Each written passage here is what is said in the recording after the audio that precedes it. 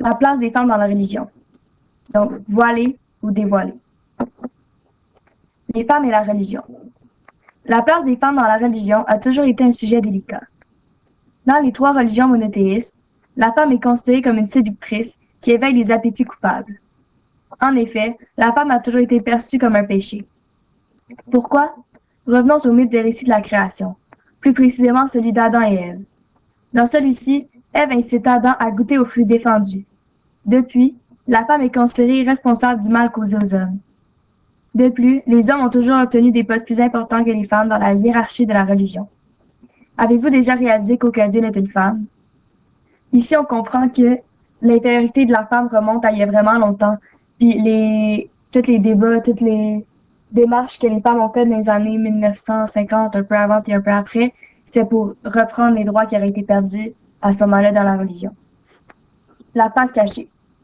Durant les dernières années, un sujet a fait le tour du monde. Tout autour du globe, les pays ont pris position et prennent encore aujourd'hui position face à ce sujet. En effet, les opinions face au port du voile des femmes musulmanes sont très variées. Plusieurs débattent pour ou contre le port du voile dans les places publiques, que ce soit par rapport au burqa, hijab, niqab ou plusieurs autres. Ici, c'est juste une petite précision. Le hijab, c'est ce qui ne couvre pas le visage, mais qui couvre le reste de la tête. Le niqab, ça couvre le visage au grand complet, sauf les yeux. Et le burqa, c'est ce qui couvre le corps au grand complet, mais qui laisse une grille pour respirer et communiquer. Qu'en pense le Coran? Au travail de cette polémique, une importante question se pose. Est-ce que le Coran oblige le port du voile? Mais la réponse est non. Son port n'est pas obligatoire dans l'islam, mais est fortement recommandé par le Coran.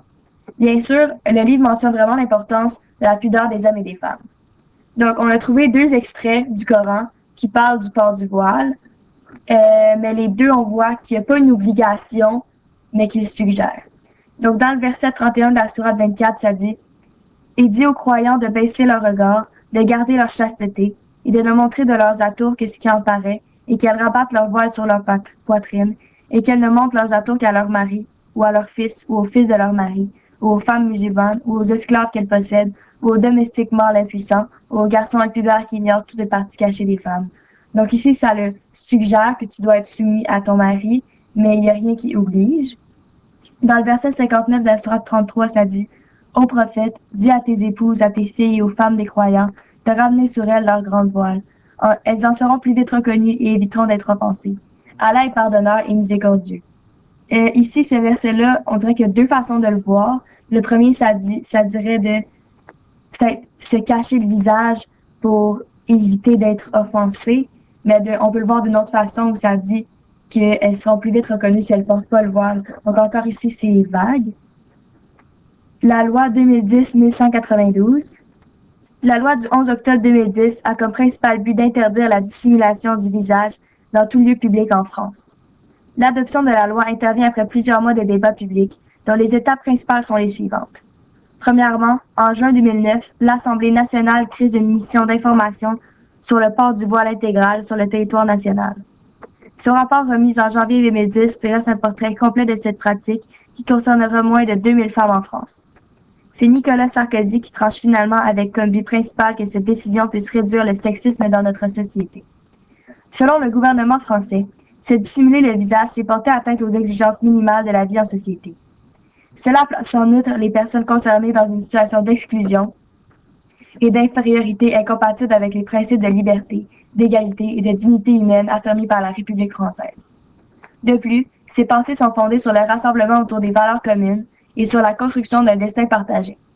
C'est pourquoi le gouvernement français ne peut tolérer les pratiques d'exclusion et de rejet, car cela serait en contradiction avec leurs valeurs, peu importe les prétextes ou les modalités.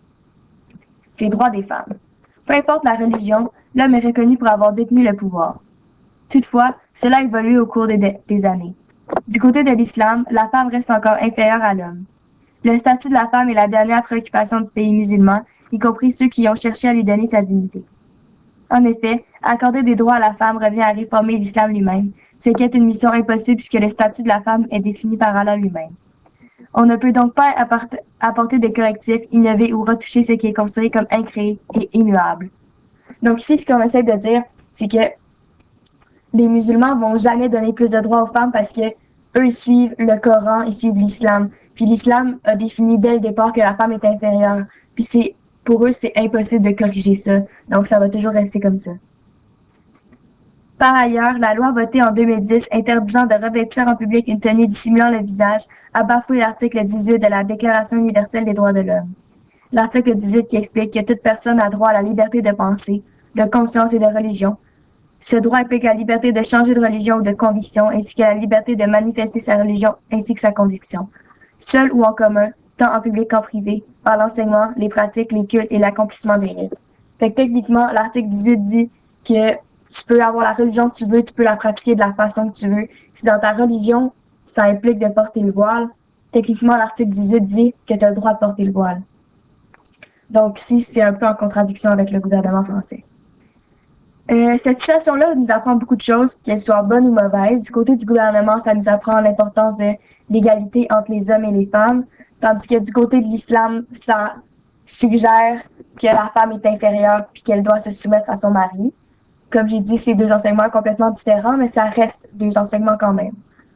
Les avis sont partagés face à ce sujet. Certains sont contre le port du voile en public et d'autres croient tout simplement que chaque être humain est libre de porter ce qu'il désire. La question est la suivante. De quel côté penchez-vous?